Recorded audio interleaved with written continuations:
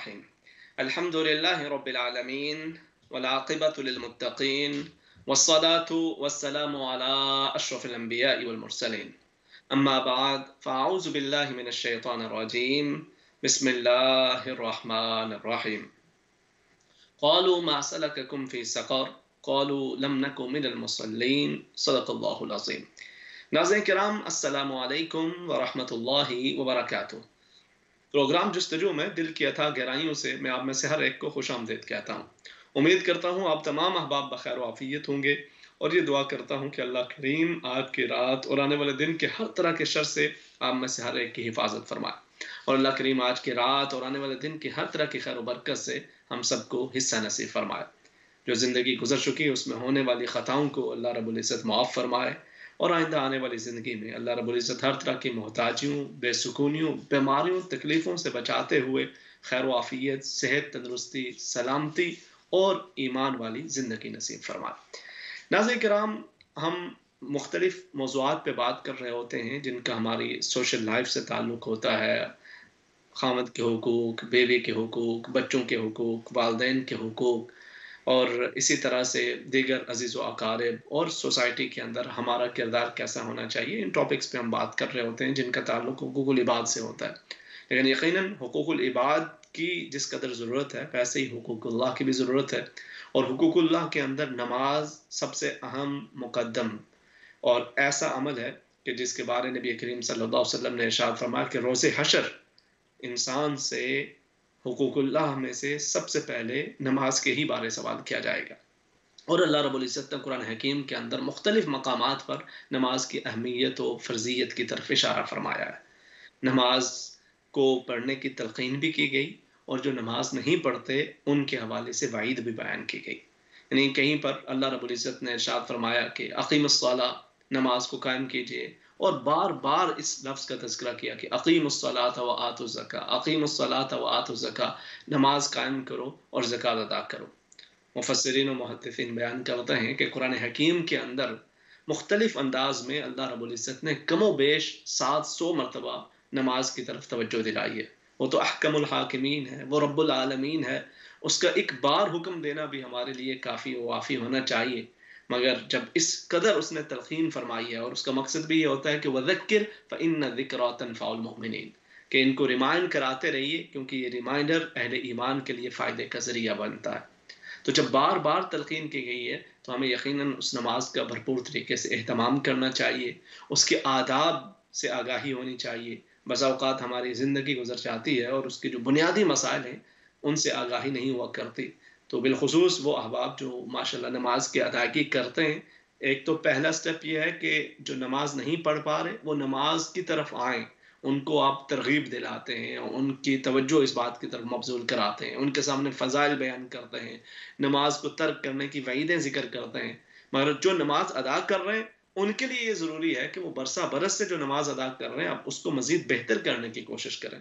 نماز کی ادائیگی، نماز کے فرائض، نماز کے واجبات، نماز کے مفسدات کون سی چیزیں ہیں، نماز پڑھنے سے قبل ان کا خیال رکھنا ضروری ہے، نماز کے دوران کون سی چیزیں ضروری ہیں، اور کون سی ایسی چیزیں ہیں کہ جن سے نماز ٹوٹ جایا کرتی ہے، یہ بنیادی کم سے کم چیزیں، ان کا علم ضرور ہونا چاہیے۔ کیونکہ اگر ان کا علم ہی نہ ہو تو انسان بسا اوقات کئی ایسی غلطیاں کر بیٹھتا ہے کہ جن سے نماز فاسد ہو جاتی ہے اور اسے خبر تک نہیں ہوتی۔ تو اسی لیے بہت سارے مختلف سوالات اس حوالے سے آ رہے تھے کہ نماز کے فرائض، واجبات اور اس کے مفسدات کے حوالے سے کچھ بتا دیجئے۔ تو انشاءاللہ آج کے اس پروگرام کے اندر میری یہ کوشش ہوگی کہ کم سے کم نماز کی شرائط، فرائض، واجبات اور مفسدات مطلب وہ چیزیں جو نماز کو توڑ دیتی ہیں، ان کے حوالے سے کچھ چیزیں آپ کے سامنے رکھی جائیں۔ تو اگر آپ اس کو اچھی طرح سے سن لیں اور بار بار اسے سننے کی کوشش کریں، محفوظ کریں، دوسروں تک بھی پہنچانے کی کوشش کریں، تو انشاءاللہ اس کا فائدہ یہ ہوگا کہ آپ کے خود بھی نماز کے جو بنیادی مسائل ہیں وہ محفوظ ہو جائیں گے، اچھی طرح سے ذہن کے اندر نقش ہو جائیں گے، اور انشاءاللہ جو آپ کے آگے پہنچانے پر، بتانے پر عمل پیرا ہوگا، اللہ رب العزت آپ کو بھی اس کا اجر ثواب اور برکتیں عطا فرمائے گا۔ نماز اللہ رب العزت سے ملاقات اور بات چیت کرنے کا ایک ذریعہ ہے۔ جناب سیدنا علی المرتضیٰ رضی اللہ تعالیٰ عنہ فرمایا کرتے تھے کہ جب میرا یہ جی چاہتا ہے کہ میرا رب مجھ سے کلام کرے تو میں قرآن کھول کے بیٹھ جاتا ہوں، قرآن حکیم کی تلاوت کرتا ہوں تو یوں محسوس ہوتا ہے کہ میرا رب مجھ سے کلام فرما رہا ہے۔ مجھے بتا رہا ہے کہ میں نے کیا کرنا ہے، کیا نہیں کرنا، کن چیزوں کو بجا لانا ہے، کن سے بچنا ہے، تو یوں محسوس ہوتا ہے کہ رب العالمین مجھ سے کلام فرما رہا ہے۔ اور جب میرا یہ جی چاہتا ہے کہ میں اپنے رب سے کلام کروں تو پھر میں نماز میں کھڑا ہو جاتا ہوں، سبحانک اللہم وبحمدک وتبارک اسمک وتعالی جدک ولا الہ غیرک۔ میں اپنے رب کی تعریف کرتا ہوں، توصیف بیان کرتا ہوں، اس کی عظمتوں کے گن گاتا ہوں، اور یوں محسوس ہوتا ہے کہ میرا رب مجھے جواب عطا فرما رہا ہے۔ تو نماز اپنے رب سے جڑنے کا، اپنے رب سے ہم کلام ہونے کا ایک ذریعہ ہے۔ اور اللہ رب العزت نے قرآن حکیم کے اندر بھی ارشاد فرمایا اقیم الصلاۃ لذکری، نماز قائم کیجئے میرے ذکر کے لیے، یعنی نماز انسان کو رب کی یاد بھی دلاتی ہے اور رب کے قریب بھی کرتی ہے۔ نماز کی ادائیگی سے پہلے کچھ چیزوں کا خیال رکھنا ضروری ہے، اور ان چیزوں کو فقہ کے اندر شرائط کہا جاتا ہے کہ آپ نماز ادا کرنے سے قبل میک شور کریں کہ یہ تمام چیزیں موجود ہیں، اور پھر آپ نماز شروع کرتے ہیں تو آپ کی نماز کی ادائیگی مکمل ہوتی ہے۔ تو نماز کی یہ شرائط کیا ہیں؟ ان میں سے سب سے پہلی شرط ہے طہارت۔ آپ کا لباس پاک ہونا چاہیے، آپ کا جسم پاک ہونا چاہیے۔ اگر آپ پہ غسل فرض ہے تو آپ کو غسل ادا کرنا چاہیے، غسل کر لینا چاہیے۔ اگر وضو کی ضرورت ہے تو وضو کرنا چاہیے۔ اور غسل اور وضو کے فرائض بھی اسی ضمن میں ساتھ ذہن میں رکھ لیجئے کہ غسل کے 3 فرائض ہیں۔ جب بھی آپ غسل کریں تو ان کو بجا لانے کی کوشش کریں، لیکن اگر غسل فرض ہے تو پھر تو ان کو پورا کرنا ضروری بھی ہے۔ ان میں سے ایک ہے کہ آپ کلی کرتے ہیں، دوسرا ناک میں اچھی طرح سے پانی بہانا، ناک کو اچھی طرح سے صاف کرنا، اور تیسرا پورے بدن پہ پانی بہا دینا۔ اس سے آپ کا غسل مکمل ہو جاتا ہے۔ وضو کے 4 فرائض ہیں، پورے چہرے کو دھونا، ہاتھوں کو کونیوں سمیت دھونا، سر کا مسح کرنا، اور پاؤں کو ٹخنوں سمیت دھونا۔ یہ وضو کے 4 فرائض ہیں، ان کو بھی مکمل کرنا ضروری ہے۔ اگر ان میں سے کوئی ایک بھی خشک رہ جائے یا کوئی بھی عضو کا کوئی حصہ خشک رہ جائے تو آپ کا وضو مکمل نہیں ہوتا، اور آپ کی طہارت مکمل نہیں تو آپ کی نماز مکمل نہیں۔ اسی طرح سے جس جگہ پہ آپ نماز ادا کر رہے ہیں اس جگہ کا پاک صاف ہونا بھی ضروری ہے۔ تو پہلی چیز طہارت کا انسان اہتمام کرے۔ دوسری چیز ہے ستر عورت، یعنی جسم کا وہ حصہ کہ جسے چھپانا فرض ہے اسے چھپا لیا جائے، اور وہ مرد کے لیے اس کی ناف سے لے کر گھٹنوں تک ہے، اور خواتین کے لیے ہاتھ، پاؤں، چہرے کے علاوہ باقی تمام بدن ستر ہی کے اندر شمار ہوتا ہے، اور اسے چھپانا نماز کے دوران ضروری ہوا کرتا ہے۔ اسی طرح سے وقت کا ہونا ضروری ہے، یعنی ایسا نہیں ہے کہ آپ فجر کے وقت عشاء کی نماز پڑھ رہے ہوں اور عشاء کے وقت آپ فجر کی نماز ادا کر رہے ہوں۔ ان الصلاۃ کانت علی المؤمنین کتابا موقوتا، نماز اپنے وقت کے اوپر فرض کی گئی ہے، اور انسان کو وقت کے اوپر ہی نماز کو ادا کرنا چاہیے۔ تیسری چیز، چوتھی چیز نیت ہے، کہ آپ نیت اپنے دل کے اندر ارادہ کریں۔ نیت در حقیقت ارادت القلب کا نام ہے، دل کے ارادے کا نام ہے۔ پھر اگر آپ زبان سے بھی اس کی تائید کر لیتے ہیں تو یہ مزید آپ نے اس کی تائید کر لی، زبان سے کہلانا ضروری نہیں ہوتا۔ در حقیقت نیت دل کے ارادے کا نام ہے۔ آپ کو معلوم ہو کہ آپ کون سی نماز ادا کر رہے ہیں، فرض پڑھ رہے ہیں، سنتیں پڑھ رہے ہیں، ظہر کی پڑھ رہے ہیں، مغرب کی پڑھ رہے ہیں، عشاء پڑھ رہے ہیں، تو یہ نیت کا ہونا بھی نماز شروع کرنے سے قبل یہ ضروری ہے۔ اور اس کے ساتھ ساتھ پھر استقبال قبلہ، قبلہ رو ہونا، قبلہ کی طرف آپ کا چہرہ ہونا یہ ضروری ہے۔ یہ آپ کی نماز کی شرائط ہیں، طہارت، اسی طرح سے ستر عورت، اسی طرح سے نیت، اور استقبال قبلہ، اور وقت، یہ موجود ہوں، یہ تمام شرائط پائی جائیں تو پھر آپ نماز شروع کرتے ہیں۔ اب جب آپ نماز شروع کرتے ہیں تو اس کے اندر بھی کچھ چیزیں فرض ہیں، ضروری ہیں۔ نماز سے قبل جو چیزیں ضروری تھیں ان کو ہم شرائط کہہ لیتے ہیں، جو نماز کے اندر ضروری ہیں ان کو فرائض کہا جاتا ہے۔ ان میں سے پہلا تکبیر تحریمہ ہے، کچھ نے اس کو شرائط میں بھی شمار کیا ہے اور اکثر نے اسے فرائض ہی میں شمار کیا ہے۔ تو تکبیر تحریمہ یہ پہلا فرض ہے، یعنی اللہ اکبر کہہ کر نماز کو شروع کرنا۔ اللہ اکبر یہ تکبیر تحریمہ، یعنی اس تکبیر کے ساتھ اب نماز کے اندر آپ کوئی ایسا عمل نہیں کر سکتے کہ جو آپ کی نماز کو توڑنے کا ذریعہ بنے۔ آپ نے ہاتھ اٹھا دیے دنیا و ما فیہا سے، اور آپ رب تعالیٰ کی طرف متوجہ ہو گئے۔ دوسرا فرض قیام ہے، کھڑا ہونا۔ جو صاحب صحت مند ہے اور اسے کھڑے ہو کے نماز ادا کرنی چاہیے، بلا عذر بیٹھ کے نماز پڑھنا اور قیام نہ کرنا نماز کو مکمل نہیں ہونے دے گا۔ آپ کی نماز کی تکمیل کے لیے یہ ضروری ہے کہ اگر آپ صحت مند ہیں تو کھڑے ہو کر اپنا قیام اسے پورا کریں۔ اسی طرح سے تیسرا فرض قراءت ہے، یہ بھی نماز کے فرائض میں شامل ہے، اور اسی طرح سے پھر رکوع یہ نماز کے فرائض میں سے شامل ہے، سجدہ یہ نماز کے فرائض میں سے شامل ہے اور اسے اچھی طرح سے ادا کرنا یہ ضروری ہے۔ اسی طرح سے قادہ اخیرہ یہ بھی نماز کے فرائض میں شامل ہے، اور اسی طرح سے پھر خروج بسنعہ یعنی اپنے ارادے سے نماز سے باہر آنا، یہ بھی نماز کے فرائض میں شامل ہے۔ تو یہ نماز کے فرائض ہو گئے۔ اب کچھ وہ چیزیں ہیں کہ جو واجبات میں آتی ہیں اور انہیں پورا کرنا بھی ضروری ہے۔ اگر ان فرائض میں سے کوئی فرض ترک ہو جاتا ہے تو آپ کی نماز نہیں ہوگی، شرائط میں سے کوئی شرط موجود نہیں ہے تو آپ کی نماز نہیں ہوگی۔ واجبات کا مسئلہ یہ ہے کہ اگر ان میں سے کوئی بھولے سے ترک ہو گیا تو آپ آخر کے اندر اسے سجدہ سہو کر کے نماز کو مکمل کر لیں گے، لیکن اگر آپ نے جان بوجھ کے کوئی واجب چھوڑا ہے تو بھی آپ کی نماز مکمل نہیں ہوگی۔ تو واجبات علماء نے مختلف ذکر کیے ہیں، لیکن ان میں سے زیادہ جو مستند اور جن کو زیادہ علماء نے ذکر کیا وہ میں آپ کے سامنے رکھ دیتا ہوں۔ ان میں سے ایک تو یہ ہے کہ فرض نمازوں کی پہلی دونوں رکعتوں کے اندر قرات کرنا۔ دوسرا فرض یہ ہے کہ فرض نمازوں کی تیسری اور چوتھی رکعت کے علاوہ باقی تمام نمازوں کی ہر رکعت کے اندر سورہ فاتحہ پڑھنا، یہ واجبات میں سے ہے۔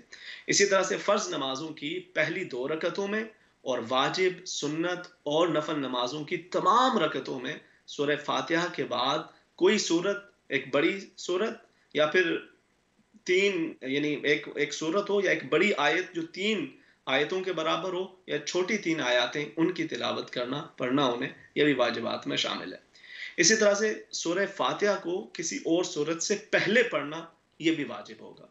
اسی طرح سے قرات، رکوع، سجدوں اور رکعتوں کے درمیان ترتیب کو قائم رکھنا یہ بھی نماز کے واجبات میں شامل ہے۔ اسی طرح سے قومہ کیا ہوتا ہے کہ رکوع سے اٹھ کر سیدھا کھڑا ہونا، اسے قومہ کہا جاتا ہے۔ پھر اسی طرح سے جلسہ، جب آپ 2 سجدے کرتے ہیں دونوں سجدوں کے درمیان سیدھا بیٹھنا یہ بھی نماز کے واجبات میں سے۔ ہم بسا اوقات نماز ادا کرتے ہیں نا، ایک سجدہ دوسرا سجدہ وہیں سے کر کے تو ہم سمجھتے ہیں کہ نماز مکمل ہوگی، نہیں، آپ نے 2 سجدے کرنے ہیں تو دونوں سجدوں کے درمیان اچھی طرح سے بیٹھنا، اس کو جلسہ کہا جاتا ہے، یہ بھی نماز کے واجبات میں شامل ہے۔ اسی طرح سے تعدیل ارکان، یعنی رکوع، سجدہ اور تمام جو نماز کے ارکان ہیں ان کو اطمینان کے ساتھ ادا کرنا، رش نہ کرنا بہت زیادہ کہ آپ نے اچھی طرح سے آپ رکوع کے اندر گئے ہی نہیں ہیں، اچھی طرح سے آپ کی کمر ہی سیدھی نہیں ہوئی، تھوڑا سا جھکے اور آپ نے مکمل کر لیا۔ اسی طرح سے دیگر ارکان کو بھی پورے طریقے کے ساتھ آپ اسے ادا کرنا یہ ضروری ہوتا ہے۔ تعدیل ارکان یہ بھی واجب ہے نماز کا۔ اسی طرح سے قادہ اولا، 2 قادے ہوتے ہیں، ایک قادہ اولا اور دوسرا قادہ اخیرہ۔ تو قادہ اولا کے اندر جیسے 3 یا 4 رکعت والی نماز ہے تو اس میں سے جو پہلی 2 رکعتیں ہوتی ہیں، 2 رکعتوں کے بعد تشہد کے برابر بیٹھنا، قادہ اولا میں تشہد کے برابر بیٹھنا یہ بھی واجب ہے، اور پھر دونوں قادوں میں، یعنی قادہ اولا ہے یا قادہ اخیرہ ہے، ان دونوں قادوں کے اندر تشہد پڑھنا یہ بھی نماز کے واجبات میں شامل ہوتا ہے۔ اسی طرح سے جو جہری نمازیں ہیں ان کو جہر کے ساتھ پڑھنا، یعنی خاص طور پہ امام کے لیے ان کو بلند آواز سے پڑھنا، اور جو سری نمازیں ہیں ان کو آہستگی سے پڑھنا یہ بھی واجبات میں شمار ہوتا ہے۔ اگر امام جہری نمازوں کے اندر بلند آواز سے قرات نہیں کرتا یا پھر سری نمازوں میں بلند آواز سے قرات شروع کر دیتا ہے تو یہ بھی واجبات کے ترک ہوگا، اور اگر وہ بھول کے ہو رہا ہے تو آخر میں سجدہ سہو سے اس کو مکمل کیا جائے گا، اگر قصدن ہے تو پھر نماز مکمل نہیں ہوگی، نماز کو دوبارہ سے لوٹانا ہوگا۔ اسی طرح سے جو نماز کا اختتام ہے السلام علیکم ورحمۃ اللہ کے ساتھ نماز کو مکمل کرنا، کچھ نے اس کو واجبات میں ذکر کیا ہے اور کچھ نے کہا ہے کہ اگر خروج بھی سن ہی ہو، اپنے ارادے سے آپ نماز سے نکل گئے، آپ نے یہ الفاظ نہ بھی کہے تو بھی نماز مکمل ہو جاتی ہے، لیکن کئی دیگر علماء نے اس کو واجبات میں شمار کیا ہے۔ اسی طرح سے نماز وتر میں قنوت کے لیے تکبیر کہنا اور دعائے قنوت پڑھنا یہ بھی نماز کے واجبات کے اندر شمار کیا گیا ہے، اور اسی طرح سے عیدین کی نمازوں میں 6 زائد تکبیر کہنا یہ بھی نماز کے واجبات میں سے ہیں۔ تو یہ نماز کے واجبات ہیں، اگر ان میں سے کوئی بھی بھول کے رہ جاتا ہے تو آپ سجدہ سہو کریں گے۔ سجدہ سہو کیسے کرتے ہیں کہ جب آپ نے تشہد کے اندر بیٹھنا ہے آخری رکعت کے اندر چاہے اگر آپ 2 رکعت والی نماز پڑھ رہے ہیں تو ظاہر ہے دوسری رکعت کے اندر آپ کا آخری تشہد ہے، 3 والی پڑھ رہے ہیں تو تیسری رکعت کے اندر آپ کا آخری تشہد ہے، 4 رکعتوں والی نماز پڑھ رہے ہیں تو چوتھی رکعت کے اندر آپ کا آخری تشہد ہے. تو تشہد پڑھتے ہوئے آپ اشہد ان محمدًا عبدہ ورسولہ یہاں تک پڑھ کے دائیں طرف سلام پھیریں گے، پھر آپ سجدے کے اندر چلے جائیں گے اور دوبارہ پھر آپ التحیات سے اپنی نماز کو مکمل کریں گے. دوبارہ سے التحیات پڑھ کے آخر تک آپ پڑھیں گے اور دونوں طرف سلام پھیر دیں گے. اس طرح سے آپ کا سجدہ سہو بھی ادا ہو جائے گا اور آپ کی نماز بھی مکمل ہو جائے گی.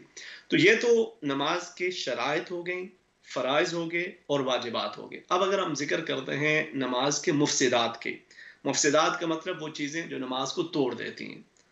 ان میں سے ایک تو بڑا واضح ہے کہ اگر کسی کا وضو ٹوٹ جاتا ہے دوران نماز تو اس کی نماز ٹوٹ جائے گی. اس کے علاوہ نماز کے دوران بات چیت کرنا، بسا اوقات ہے کہ آپ نماز ادا کر رہے ہیں اور بچوں میں سے کسی نے شور مچایا اور آپ نے اونچی آواز میں ان کو خاموش ہونے کے لیے کہہ دیا، بے دہانی کے اندر بھی ہی کہہ دیا ہو، تو آپ کی نماز ٹوٹ گئی ہے. اب آپ کو نماز دوبارہ سے شروع کرنا ہے. اسی طرح سے کوئی بندہ گھر کے اندر آیا، آپ نماز ادا کر رہے تھے اور آپ کی نظر سے گزرا، آپ نے اسے اونچی آواز سے السلام علیکم کہہ دیا، یا وہ گھر میں داخل ہوا اور اس نے السلام علیکم کہا اور آپ نے حسب عادت وعلیکم السلام کہہ دیا، تو بھی آپ کی نماز ٹوٹ جائے گی. آپ کو دوبارہ سے نماز ادا کرنا ہے. یا بسا اوقات یہ ہوتا ہے کہ انسان نماز ادا کرتا ہے اور نماز کی ادائیگی کے دوران درد ہوتا ہے، کوئی جسم کے اندر تکلیف ہوتی ہے، اٹھتے بیٹھتے آپ کراہتے ہیں، آپ اف آ اس طرح کے الفاظ نکالتے ہیں کہ جس سے آپ اپنی تکلیف کا اظہار کر رہے ہوں، تو اس سے بھی آپ کی نماز ٹوٹ جاتی ہے اور آپ کو نماز دوبارہ سے ادا کرنا ہوتی ہے. لیکن بسا اوقات خشیت الہی کے اندر آپ کہیں، آپ کو نماز کا مفہوم معلوم ہے اور آپ ترجمہ جانتے ہیں، اس دوران کہیں جنت کا ذکر ہوتا ہے، کہیں دوزخ کا ذکر ہوتا ہے، اس کے اوپر آپ کو رونا آتا ہے، اس دوران آپ کی کچھ ہچکی بن جاتی ہے، اس طرح کی آواز نکلتی ہے، تو اس پہ نماز نہیں ٹوٹے گی. لیکن یہ ویسے نماز کے اندر درد وغیرہ کی وجہ سے کراہنا اور اس پہ آواز نکلنا، اس سے نماز بارہ ٹوٹ جاتی ہے. اسی طرح سے چھینک آ گئی نماز پڑھتے ہوئے اور آپ کی عادت ہے آپ الحمدللہ کہتے ہیں، تو آپ نے وہی کہہ دیا نماز کے دوران، تو بھی آپ کی نماز ٹوٹ جاتی ہے. یا کوئی آپ کے قریب بیٹھا تھا، اس نے چھینک اسے آئی اور آپ نے اس پہ یرحمک اللہ کہہ دیا، تو بھی نماز ٹوٹ جائے گی. اسی طرح کوئی اچانک بری خبر کوئی سنا دے، آپ نماز ادا کر رہے ہیں، کسی نے کہا جی وہ فلاں یہ حادثہ پیش آ گیا، تو اب اس پہ آپ نے کہہ دیا انا للہ و انا الیہ راجعون، تو اس پہ بھی نماز آپ کی ٹوٹ جائے گی. اسی طرح سے اگر کوئی آپ کو اچھی خبر آتی ہے اور گھر میں آپ اپنی نماز ادا کر رہے ہیں اور کسی نے آپ کو کوئی اچھی خبر دے دی یا کوئی بات کر رہا ہے، آپ کے کانوں میں آواز پڑی اور آپ نے اس پہ الحمدللہ کہا، تو بھی اس سے آپ کی نماز ٹوٹ جاتی ہے. اسی طرح سے عمل کثیر یہ ہوتا ہے کہ آپ نماز ادا کر رہے ہیں، آپ نے دونوں ہاتھوں کو چھوڑ دیا یا پھر آپ ایک ہاتھ بھی آپ اس طرح سے اپنی نماز کے اندر معمول کر رہے ہیں، یا آپ کا جسم اس قدر موومنٹ کر رہا ہے کہ اگر کوئی آپ کو دیکھتا ہے کہ آپ نماز ادا کر رہے ہیں، لیکن وہ جب آپ کو دیکھے تو اسے محسوس ہو کہ یہ نماز تو نہیں ادا کری، شاید ویسے ہی کھڑے ہیں اور یوں ہاتھوں کو کھجا رہے ہیں، بدن کو کھجا رہے ہیں، کچھ ادھر ادھر توجہ ہے، تو اس سے بھی عمل کثیر سے بھی نماز ٹوٹ جاتی ہے. اور اسی طرح سے اگر کوئی شخص نماز کے دوران اس کے منہ میں کوئی اس قدر کوئی چیز رہ گئی تھی کہ جو ایک دانے کے برابر ہے اور وہ کھاتے پیتے آپ کے وہ دانتوں کے اندر وہ چیزیں باقی تھی اور آپ نے اس کو نگل لیا ہے، اس سے بھی آپ کی نماز ٹوٹ جائے گی. تو کھانا پینا، اس سے بھی نماز ٹوٹ جاتی ہے. تو یہ مختلف جو نماز کے مفسدات ہیں، ان کا بھی انسان کو خیال رکھنا چاہیے، ان سے آپ کی نماز ٹوٹ جاتی ہے. یا پھر اسی طرح سے آپ مسجد کے اندر نماز ادا کر رہے ہیں اور یا گھر میں بھی نماز ادا کر رہے ہیں، کوئی اور نماز پڑھ رہا ہے اور آپ کو پتا چلا کہ اس نے کچھ غلط پڑھا ہے اور آپ اس کی اصلاح کے لیے قرآن کی تلاوت کر دیتے ہیں، تو اس سے بھی آپ کی نماز ٹوٹ جاتی ہے. یہ مفسدات نماز ہیں. شرائط، فرائض، واجبات اور مفسدات میں نے آپ کے سامنے ذکر کیے. ان کو کوشش کریں، بار بار سنیں، ان کو یاد کریں اور دوسروں تک بھی پہنچائیں، ان کو بھی اسے سکھلائیں، تاکہ انشاءاللہ اس سے آپ کی نماز بھی بہتر ہو اور دیگر جو آپ کے بتائے سے عمل کرے گا انشاءاللہ اللہ رب العزت اس کا اجر ثواب اور برکتیں بھی آپ کو عطا فرمائے گا. اللہ کریم ہماری نمازوں کو بہتر کرے اور ہمیں نمازوں کے اندر لذت اور نمازوں کا جو اصل مقصود ہے کہ جس سے روح کی پاکیزگی ہو، اخلاق کی پاکیزگی ہو، اللہ کریم ہمیں وہ بھی نصیب فرمائے. آمین بجاہ النبی الامین.